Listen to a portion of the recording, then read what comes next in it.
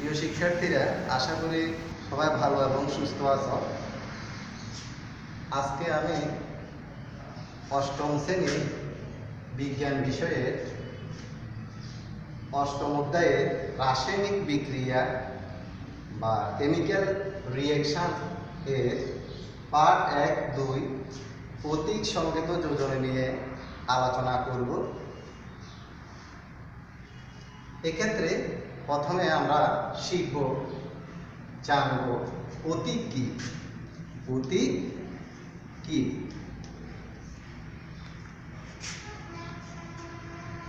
মৌলের পুরো নামের সংক্ষিপ্ত রূপকে প্রতীক বলে। সেটা হচ্ছে ইংরেজি বা ল্যাটিন নামের সংক্ষিপ্ত রূপ।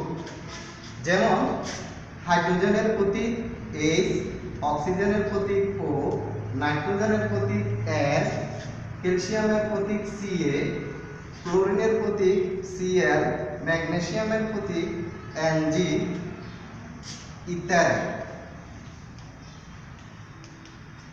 এগুলা এক একটি প্রতীক। তাহলে প্রতীক জিনিসটা কি?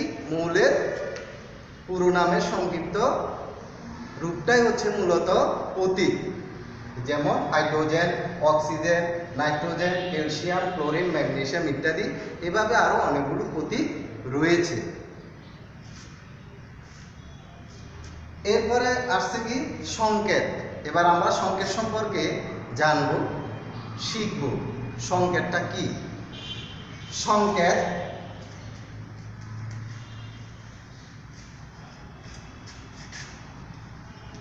সংকেত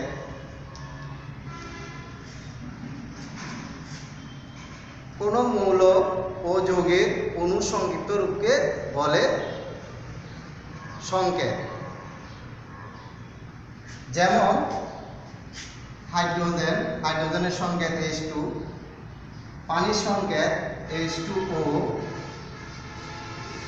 হাইড্রোজেন ক্লোরাইডের সংকেত HCl, কার্বন ডাইঅক্সাইডের সংকেত CO2, অ্যামোনিয়ার সংকেত NH3,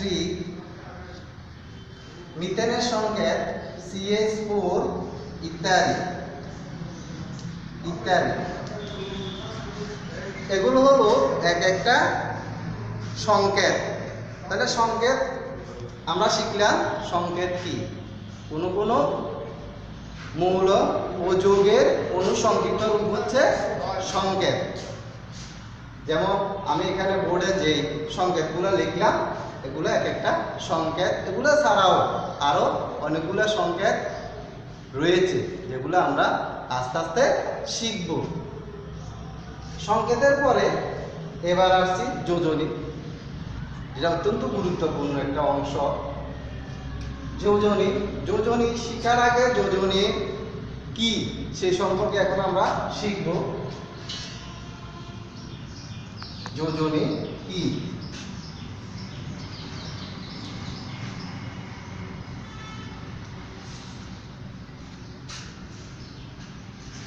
কোন মৌলের যোজনী বলতে ওই মৌলের একটি পরমাণু কয়টি হাইড্রোজেন পরমাণুর সাথে যুক্ত হয় তার সংখ্যা, অথবা আমরা এটাকে অন্যভাবে বলতে পারি 2 বা ততোধিক মৌল একে অপরের সাথে যুক্ত হয়। আর মৌল সমূহের এই যুক্ত হওয়ার যে প্রবণতা বা ক্ষমতা, সেটাকে বলা হচ্ছে যোজনী। দুভাবে আমি যোজনী সংখ্যাটা তোমাদেরকে বললাম। যেভাবে সহজ মনে হয় ওইভাবে তোমরা সেটা শিখতে পারো। এক্ষেত্রে যোজনীর আলোচনার ক্ষেত্রে আমরা কয়েকটা উদাহরণ দিতে পারি। যেমন HCl, হাইড্রোজেন ক্লোরাইড। এখানে দুইটি মৌলই আছে, একটা মৌল হাইড্রোজেন আর একটা হচ্ছে যে ক্লোরিন। একটা হাইড্রোজেন আর একটা ক্লোরিন। এখানে হাইড্রোজেন মৌলটা ক্লোরিন মৌলের সাথে কি হয়েছে? যুক্ত হয়েছে।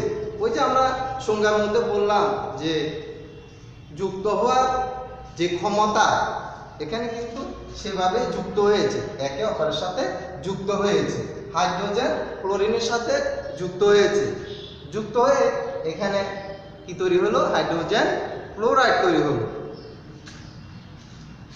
এখন হাইড্রোজেন ক্লোরাইড গাঠনিক সংকেত আকারে যদি আমরা হাইড্রোজেন ক্লোরাইডকে লিখি, তাহলে এখানে হাইড্রোজেনের পরে একটা, আমি এখানে দাগের মতো ব্যবহার করছি, যেটাকে তোমরা মনে করতে পারো এটা কি, এটা আসলে কোনো দাগ নয়, এটাকে বলা হচ্ছে বন্ধন, আর ইংরেজিতে এটাকে বলা হয় বন্ড। আবার এটাকে কেউ হাতও বলে, হাত দিয়েও এটাকে বলা যায়। যেমন হাইড্রোজেন সে একটি হাতের সাথে যুক্ত আছে, এক হাত বিশিষ্ট। ক্লোরিন একটি হাতের সাথে যুক্ত আছে, ক্লোরিন এক হাত বিশিষ্ট। তাহলে এক হাত বিশিষ্ট যদি হয়, আমরা জানি যে হাইড্রোজেনের যোজনী কত, 1, আবার ক্লোরিনের যোজনীও কত, 1। সেই জন্য ক্লোরিন এক হাত ধরে আছে কার সাথে, হাইড্রোজেনের সাথে, আবার হাইড্রোজেন এক হাত ধরে আছে কার সাথে, ক্লোরিনের সাথে। তাহলে এখানে উভয়টার যোজনী দাঁড়ালো 1, 1, অর্থাৎ হাইড্রোজেন এক হাত বিশিষ্ট, ক্লোরিনও এক হাত বিশিষ্ট। এরপর আরো একটি উদাহরণ দেখো যোজনীর ক্ষেত্রে, যেমন পানির গাঠনিক সংকেত, এটা সাধারণ সংকেত, সাধারণ সংকেতকে আমরা গাঠনিক সংকেতে রূপান্তরিত করব। এখানে এটা হাইড্রোজেন, এটা অক্সিজেন, তাহলে এটা গাঠনিক সংকেত আকারে যদি আমি লিখি, তাহলে এটা অক্সিজেন, আর দুই পাশে দুইটা হাইড্রোজেন। এখন হাইড্রোজেন একটা বন্ড ধরে আছে, এদিকেও একটা বন্ড আছে হাইড্রোজেনের, এদিকেও একটা বন্ড ধরে আছে, এদিকেও একটা বন্ড ধরে আছে হাইড্রোজেনের, এদিকেও একটা বন্ড ধরে আছে। কিন্তু অক্সিজেনের দেখো দুইটা বন্ড, অক্সিজেন দুইটা বন্ড ধরে আছে, এদিকে একটা, এদিকে একটা। অর্থাৎ এক্ষেত্রে হাইড্রোজেনের যোজনী হবে 1 আর অক্সিজেনের যোজনী হবে 2। তাহলে আমরা এখানে পানিতে হাইড্রোজেন এবং অক্সিজেনের যোজনীটা কত, গাঠনিক সংকেতের মাধ্যমে জানলাম। এরপরে আমি আরো একটি উদাহরণ দিচ্ছি, যেমন অ্যামোনিয়া NH3, এটা তার সাধারণ সংকেত। এটাকে যদি আমি গাঠনিক সংকেতে রূপান্তরিত করি, তাহলে এখানে নাইট্রোজেন দিতে পারি, এদিকে একটা হাইড্রোজেন, এদিকে একটা হাইড্রোজেন, তারপরে এদিকে একটা হাইড্রোজেন, 3টা হাইড্রোজেন দিলাম। তাহলে 3টা হাইড্রোজেন, এই হাইড্রোজেনটা এক হাত ধরে আছে নাইট্রোজেনের সাথে, এটা এক হাত ধরে আছে নাইট্রোজেনের সাথে, এই হাইড্রোজেনটা নাইট্রোজেনের সাথে এক হাত ধরে আছে। তাহলে এগুলা যেহেতু এক হাত ধরে হাইড্রোজেনগুলো নাইট্রোজেনের সাথে আছে, তাহলে এগুলা যোজনী হবে 1। আর আমরা এমনিও জানি যে হাইড্রোজেনের যোজনী 1। আর নাইট্রোজেন 3টা হাত ধরে আছে বা 3টা বন্ড ধরে আছে, 1, 2, 3। নাইট্রোজেন একটা 3টা হাত ধরে আছে বা 3টা বন্ড ধরে আছে। তাহলে নাইট্রোজেনের যোজনী হবে এক্ষেত্রে 3, নাইট্রোজেনের যোজনী হবে এক্ষেত্রে 3, আর হাইড্রোজেনের যোজনী হবে এক্ষেত্রে কত, 1। এরপরে আরেকটা উদাহরণ দেখো, CH4, এটা আমরা জানি যে এটা হচ্ছে কি মিথেন, মিথেনের সংকেত। এটা কিসের সংকেত, মিথেনের সংকেত। তো মিথেনের সংকেত, এটাকে আমি গাঠনিক সংকেতে রূপান্তরিত করব মিথেনটাকে। এখানে কার্বন দিলাম, এখানে single bond hydrogen, single bond hydrogen, single bond hydrogen, single bond hydrogen.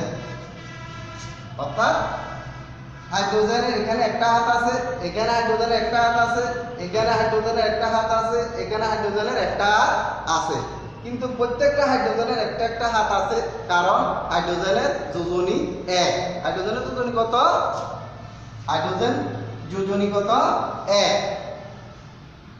আর কার্বনে দেখো চারটা হাত আছে একসাথে, চারটা হাত, একটা দুটা তিনটা চারটা, তাহলে এক্ষেত্রে কার্বনের যোজনী হবে কত?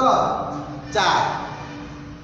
তাহলে এই যোজনী সম্পর্কে আমরা আলোচনা করলাম এখন, এবং কিছু উদাহরণও আমি দিয়ে তোমাদেরকে বোঝানোর চেষ্টা করেছি।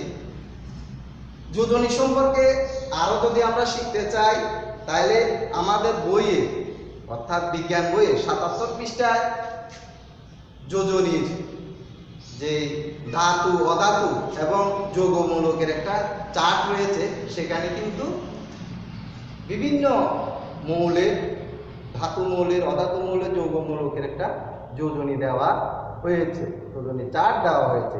সেই চারটি সম্পর্কে আমরা আরো ভালোভাবে জানতে হবে। সেটা সম্পর্কে যদি চারটি আমরা ভালো করে বাসায় করে নিই, তাহলে আমরা যোজনী সম্পর্কে আরো বিস্তারিত জানতে পারবো। এবার আমরা এখানে আলোচনা শেষ করব।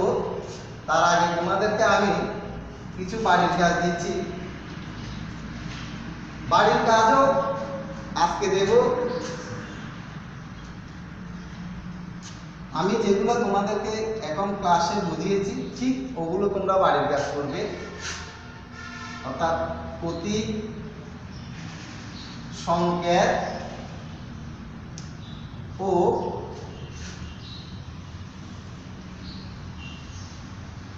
যোজনী কি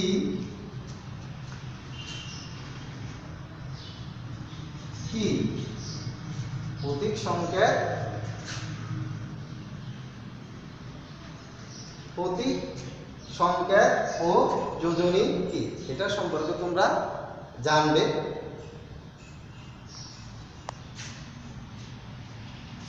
তাহলে আজকে আমাদের আলোচনা এতটুকু শেষ। সবাইকে ধন্যবাদ।